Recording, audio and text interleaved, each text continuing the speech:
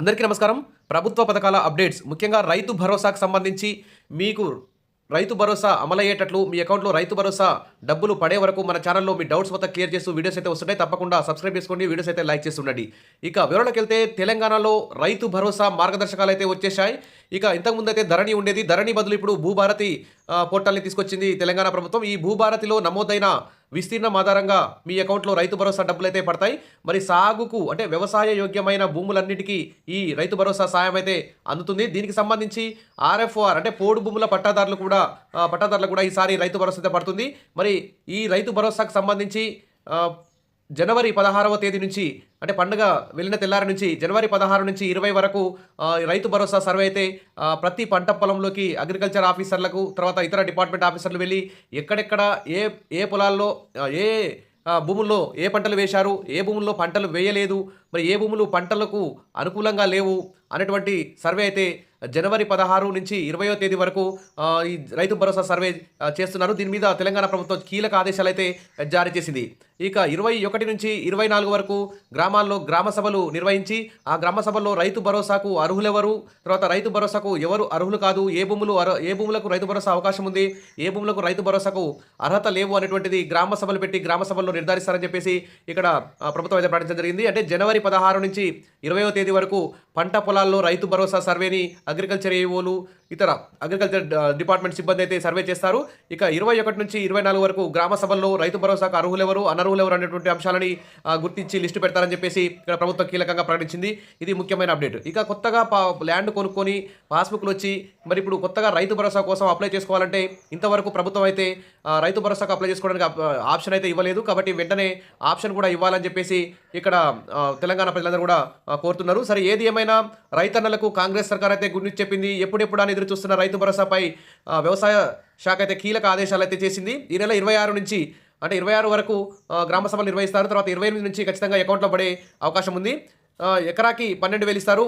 Already వానాకాలం అయిపోయింది కాబట్టి ఏసంగికి సంబంధించి ఎకరాకి 6,000 రూపాయలు అయితే పడతాయి. ప్రతి ఒక గుంట నుంచి ఎన్ని ఎకరాలు ఉన్నా కానీ ఈ రైతు భరోసా పడుతుంది. అదేవిధంగా ఉద్యోగులు, పెన్షనర్లు, ఉపాధ్యాయులు, తర్వాత అదేవిధంగా ఐటీ చెల్లించే వారికి కూడా ఈ రైతు భరోసా అయితే పడుతుంది. కేవలం సాగు యోగ్యమైనటువంటి భూములకు మాత్రమే ఈ పడుతుంది. ఇక మార్గదర్శకాలు చూస్తే రైతు భరోసా కింద పెట్టుబడి సాయం సంవత్సరానికి 12,000 భూభారతిలో నమోదైన వారికే ఈ రైతు భరోసా అయితే అందుతుంది. ఇంకా చూస్తే ఇక్కడ ఒకసారి చూడండి, ఇక్కడ మీరు లెక్కలు పక్కాగా ఉండాలి. తేడాలు వస్తే పంచాయతీ ఎన్నికల్లో నష్టం వస్తుంది. పడావు భూములు, వెంచర్లు, మైనింగ్ ఇళ్లపై ఆరా తీయండి. నాలా కన్వర్ట్ భూములకు చెక్ చేయండి. పాత ఫైళ్లు మొత్తం దులుపుతున్న రెవెన్యూ అధికారులు. అర్హుల జాబితా బాధ్యత అగ్రికల్చర్ ఎక్స్టెన్షన్ ఆఫీసర్లదే. 28 నుంచి రైతు భరోసా నిధుల విడుదలకి కసరత్తు అయితే ప్రారంభిస్తున్నారు. కాబట్టి 28 నుంచి ఖచ్చితంగా ఫస్ట్ అయితే ఎకరం లోపు ఉన్నటువంటి భూమి వారికి రైతు భరోసా అకౌంట్ డబ్బులు అయితే అకౌంట్లో పడతాయి. కాబట్టి మీ బ్యాంక్ అకౌంట్ కరెక్ట్గా ఉందా లేదా, ఆధార్తో లింక్ అయి ఉందా లేదా, మీ ఫోన్ నెంబర్తో లింక్ అయి ఉందా లేదా, మినిమం బ్యాలెన్స్ లేకుండా కొన్ని అకౌంట్లు డెడ్ అయిపోయే అవకాశం ఉంటుంది. మీ అకౌంట్లు కూడా యాక్టివేట్ చేయించుకోండి. డీయాక్టివేట్ అయిన అకౌంట్లని, బ్యాంక్ అకౌంట్లని యాక్టివేట్ చేయించుకోండి. అకౌంట్లో ఏమైనా తప్పులున్నా కానీ వాటిని కూడా సెర్చ్ చేసుకోండి. ఆధార్తో అకౌంట్ ఫోన్ నెంబర్తో లింకప్ చేసుకోండి. ఈ విధంగా ఇలాంటి తప్పులైతే చేయకండి. ఇక చూస్తే ఈసారికి అర్హులైన రైతులకు రైతు భరోసా ఇవ్వడం, ఏ రైతుకు కూడా సీలింగ్ పెట్టే ఆలోచన ప్రభుత్వానికి లేదని అధికారులు అయితే చెప్తున్నారు. మరి ఇప్పుడు చూస్తే ఇక్కడ మీకు ఈ నెల 16 నుంచి 20 వరకు ప్రతి రెవెన్యూ గ్రామాల వారీగా పొలాలకు వెళ్ళి సర్వే చేస్తారు. తర్వాత 21 నుంచి 24 వరకు గ్రామ సభల్లో ప్రదర్శించి అభ్యంతరాలు సేకరిస్తారు.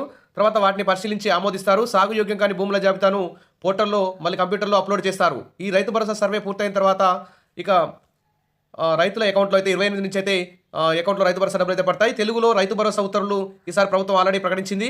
ఇక రైతు భరోసా సంబంధించి ఏమైనా ఫిర్యాదులు ఉంటే ఆ ఫిర్యాదుల పరిష్కార బాధ్యత కలెక్టర్లకు అయితే అప్పగించారు.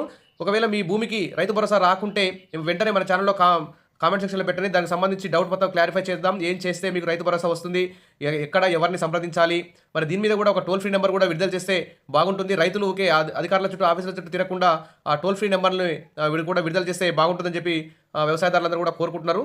సరే, ఏది ఏమైనా ఈ నెల 26 నుంచి 26 వరకు అయితే ఈ సర్వే పూర్తవుతుంది. సాగుయోగ్యంగాని భూములకు గుర్తింపు పూర్తవుతుంది. ఇక 28 నుంచి అకౌంట్లో డబ్బులు అయితే పడతాయి. కాబట్టి అందరూ కూడా మీ అకౌంట్స్ సర్చ్ చేసుకుని రెడీగా ఉండండి. Wish all the best. మరిన్ని అప్డేట్స్ కోసం మన ఛానల్ని ఫాలో అవుతుండండి. రైతు భరోసాకు సంబంధించి ఏ డౌట్ ఉన్నా కానీ మన ఛానల్లో కామెంట్లో పెట్టండి. మీ డౌట్ క్లియర్ చేసుకోండి, రైతు భరోసా పొందండి. Thank you.